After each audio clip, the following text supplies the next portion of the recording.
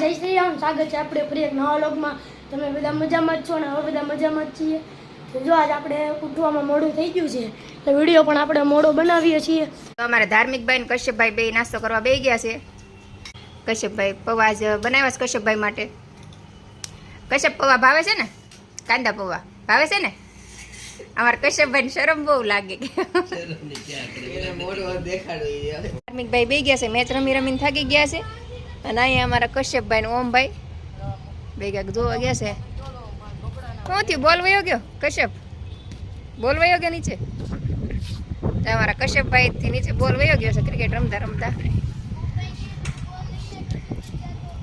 તો કોણ લેવા જશે? કશ્યપ? અમારા કશ્યપભાઈ ને શરમ બહુ લાગે। હાલો આપણે બહાર જવું છે કશ્યપ, જવું છે ને? ક્યાં જવું છે? લેક્યુ ગાર્ડન? થોડુંક જોરથી તો બોલ, સંભળાતું નથી। તને ગમે ગાર્ડન માં જવું?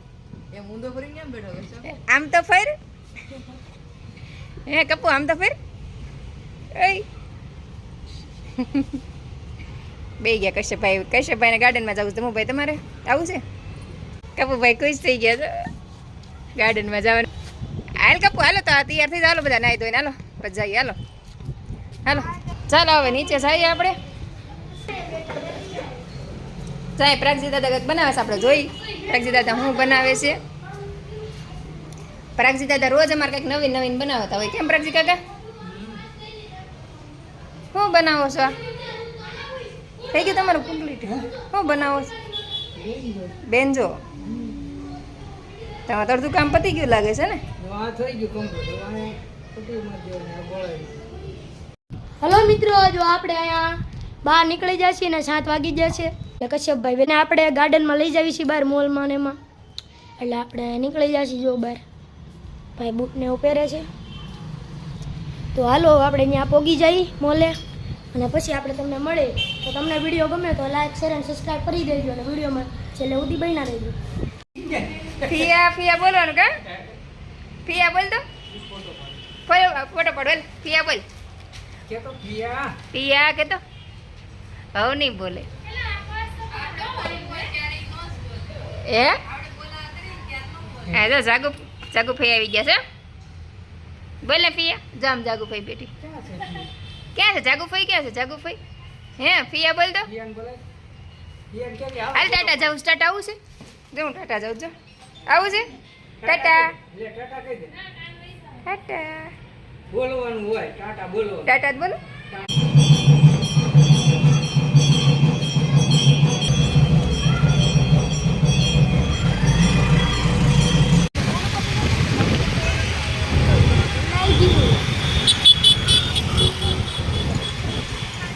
હલો મિત્રો, ફાઇનલી આપણે ગાર્ડનમાં પહોંચી ગયા છીએ છોકરાને લઈને। અત્યારે સમય થઈ ગયો છે 9 વાગી ગયા છે।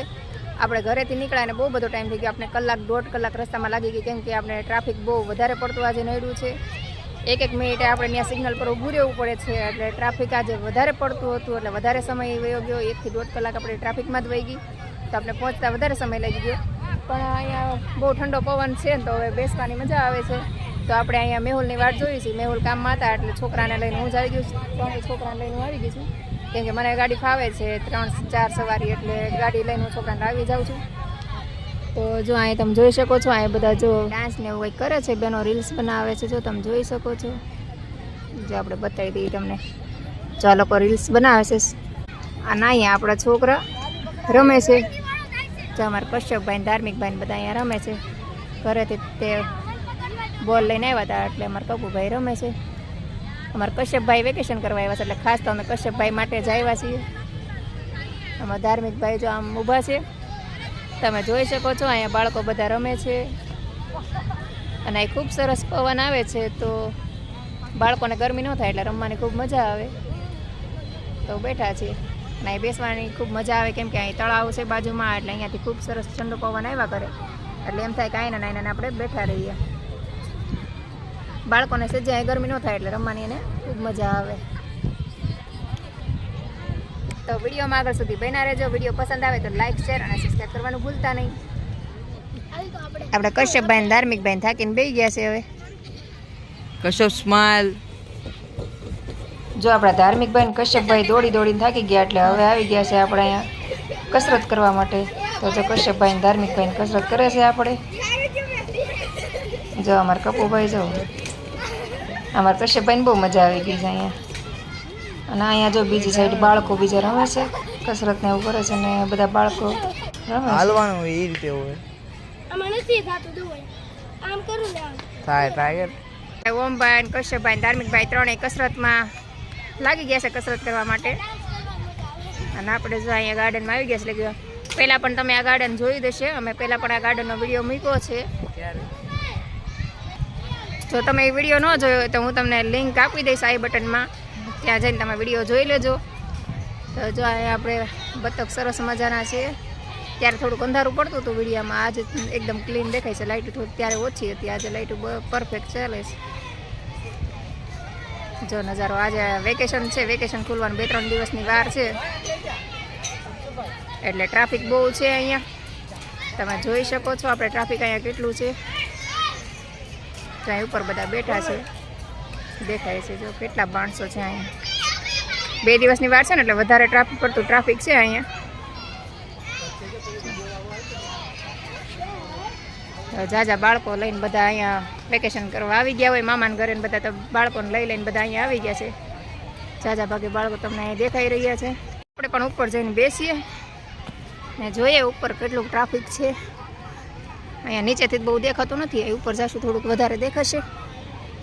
હા તમે જોઈ તો શકો છો કેટલું ટ્રાફિક છે અહીંયા. બહુ વધારે પડતું ટ્રાફિક છે આજે. રવિવાર હોય એના કરતાં પણ વધારે ટ્રાફિક આજે અહીંયા છે. તમે જોઈ શકો છો કેટલું ટ્રાફિક છે. લાગે છે કે સુરતનું બધું પબ્લિક અહીંયા આજે આવી ગયું છે. જોઈ શકો છો ક્યાંય બેસવાની જગ્યા જ નથી આજે તો. આટલું ટ્રાફિક તો રવિવારે પણ નથી હોતું, એનાથી વધારે ટ્રાફિક આજે છે. બધા બાળકોને લઈને આવી ગયા છે ને. અહીંયા જો સરસ મજાનું ગાર્ડન છે ને પાછળ અહીંયા મોટું તળાવ છે. જો આ તળાવ છે ને અહીંયા બોટે ચાલતી હોય છે, પણ અત્યારે બોટ દેખાતી નથી કેમ કે અંધારું થઈ ગયું છે એટલે બોટ બધી બંધ થઈ ગઈ હોય છે. જે તમે જોઈ શકો છો.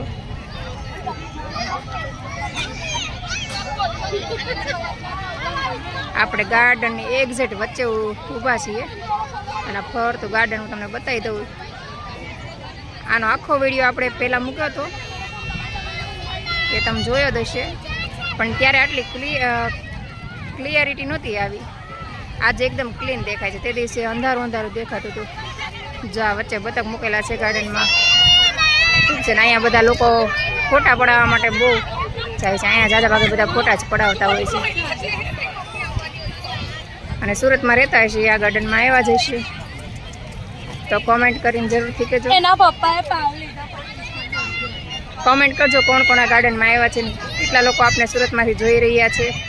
અહીંયા તળાવ છે, આપણે ત્રણેય છોકરા ઊભા છે. અત્યારે બોટ બંધ છે, નકર અહીં બોટ બધી ચાલુ હોય. વહેલા આવો તો 5-6 વાગે કેમ શરૂ છે. આપણે ત્યારે આવ્યા નથી વહેલા એટલે ખબર નથી, પણ લગભગ અહીં બોટ ચાલુ હોય છે મોડે સુધી. તો આ ગાર્ડન આટલું મોટું તળાવ છે, અંદર ગાર્ડનની અંદર જ છે. આપણે ગયા વખતે આ તળાવ નહોતું બતાવ્યું, આખું ગાર્ડન બતાવ્યું હતું પણ આ તળાવ નહોતું બતાવ્યું. તો જો અહીંયા તમે જોઈ શકો છો આપણે ગાર્ડનના ખૂણે જ તળાવ છે. જો અહીંયા તે અહીંયા ઉભા રહ્યો એટલે બહુ મજા આવે, ઠંડો ઠંડો પવન આવે. જો આપણે ધાર્મિકભાઈ ને કશ્યપભાઈને આઈસ્ક્રીમ લઈ આવ્યા છે. થાકી ગયા એટલે રમીને થાકી ગયા એટલે હવે આઈસ્ક્રીમ ખાઈ લે, થોડી ઠંડક કરી લે. કબુભાઈ ભાવે છે ને આઈસ્ક્રીમ? કેવો છે? હવે ભાઈ બે ઠંડક કરી લે પછી આપણે અહીંથી નીકળીએ. જો અહીંયા બધાનું જમણવાર ચાલે છે. અહીં જો બધા પાથરીને જમવા બેસી ગયા છે કેમ કે જમવાનો સમય છે એટલે તમને 4 કોર દેખાશે. જો અહીંયા બધી સાઈડ જમવા જ બેઠા હોય છે. જો પાથરીને જમવા બેસી જાય. જો અહીંયા અને આપણે આ બે ભાઈ અહીંયા આઈસ્ક્રીમ ખાવા બેસી ગયા છે. ધમુભાઈ ને કશ્યપભાઈ, અમારા ઓમભાઈ. આપણે પછી નીકળીએ હોટલ તરફ જવાની તૈયારી કરીશ. અમારા ઓમભાઈ ગાડી કાઢે છે અને કશ્યપભાઈ ધાર્મિકભાઈ ઊભા છે. તો આપણે જઈએ હોટલમાં જમવા. મોલમાં જવું હતું પણ મોલમાં જવાનો આપણે ટાઈમ નથી રહ્યો તો આપણે સીધા હોટલમાંથી જઈએ સીધા ઘરે. કેમ કપુભાઈ કે જવું છે મોલમાં? તો સીધું જમવા જવું છે ને કેમ કે 9:45 થઈ ગયા છે તો આપણે સીધા જમવા જઈએ. બરાબર? તો સારું ચાલો ત્યારે આપણે વિડીયોમાં આગળ બના રહેજો. આપણે હોટલમાં જઈએ. પહોંચી ગયા છે ઢોસા એમડી ટાવરમાં.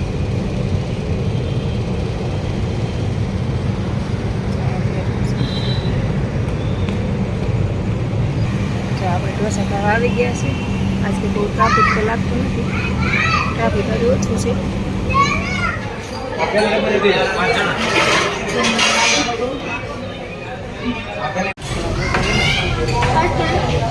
સવારે કશ્યપભાઈ ને ધાર્મિકભાઈ ઢોસા ખાવાનું શરૂ કરી દીધું છે.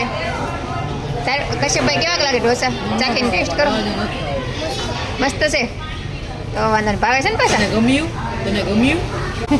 ના ગમ્યું ના ગમ્યું. આપણે પેપર આવી ગયા છે.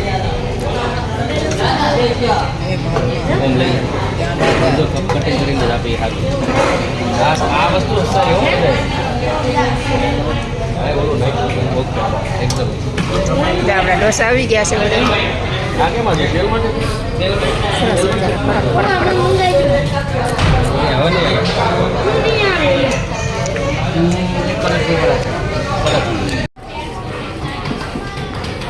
તો જો આપણે જમી કરીને બહાર આવી ગયા છે ને વિડીયો આપણે પૂરો કરીશ. જય હિન્દ, જય ભારત.